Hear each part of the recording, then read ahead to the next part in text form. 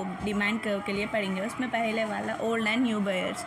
If the price of a goods falls, the real income of a old buyers will be increased. Hence, the demand for the goods will be increased. In the same way, the falls of in the price attract new buyers and will be able to build after a falling in its price. So the demand curve slope towards down.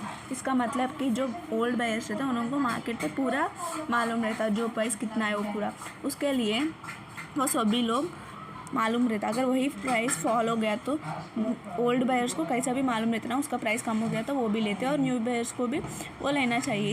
इसलिए दो curve slopes down, इसलिए वो curve बोलने का slope down जो left से right होता है। ठीक है, अब अपन दूसरा वाला पढ़ेंगे। दूसरा वाला इनकम इफेक्ट। दूसरा वाला आकर इनकम इफेक्ट, यहाँ है ना इनकम इफेक्ट, ये वाला इनकम इफेक्ट।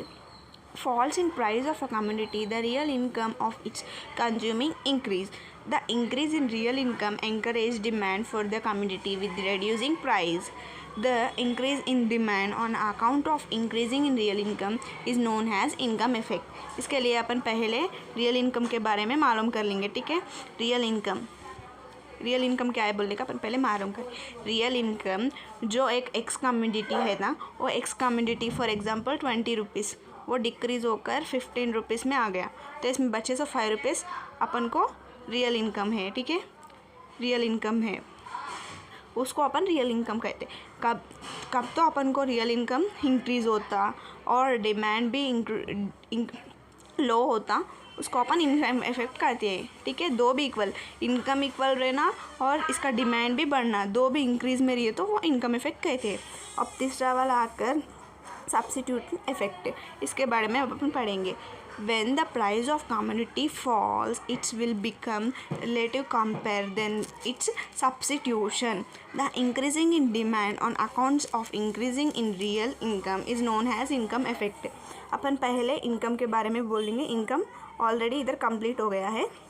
जो अपन को डिमांड अभी रियल इनकम दो भी इंक्रीज़ में होता है, उसको अपन इनकम इफेक्ट कहते हैं। ठीक है, तो अब सब्स्टिट्यूटरी इफेक्ट क्या है, मतलब कि इसका सब्स्टिट्यूटरी इफेक्ट क्या है उसके बारे में अपन समझेंगे।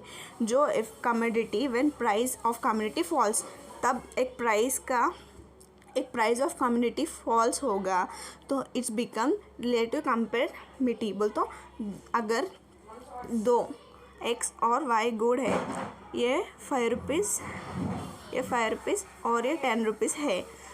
ठीक है, अब दो में अपन फॉर एग्जांपल वाई गुड भी 5 रुपीज़ में डिक्रीज़ हो गया। अब अपन ये दोनों में से कोई तो भी एक चूज़ कर सकते हैं, इसको अपन सब्स्टिट्यूटरी इफेक्ट कहते हैं। ठीक है, इसमें फोर्थ वाला आकर law of diminishing marginal utility.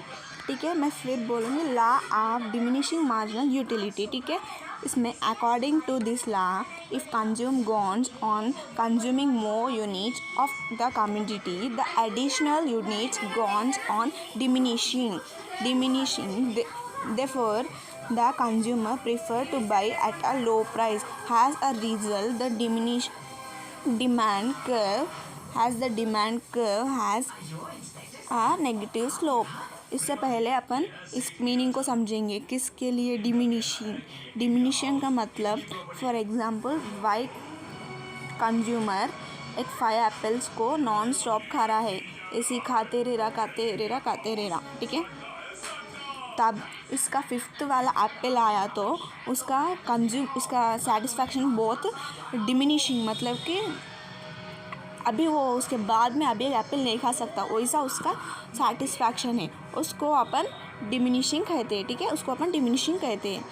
तो जब एक कंज्यूमर मोर एप्पल्स प्रेफरेंस करता है और उस फॉर एग्जांपल मोर और मोर गुड्स प्रेफरेंस करता है, उसका सेटिस्फैक्शन बोलने का कम होता जाता है, तब ऑटोमेटिकली द रिजल्ट बोलने का नेगेटिव स्लोप होता है। इसलिए उस गुड को नेक्स्ट टाइम वो कम पैसा लगाकर ख़रीदना चाहता है। ठीक है, इसका मतलब है कि law of diminishing marginal utility. Thank you for watching, please subscribe our channel.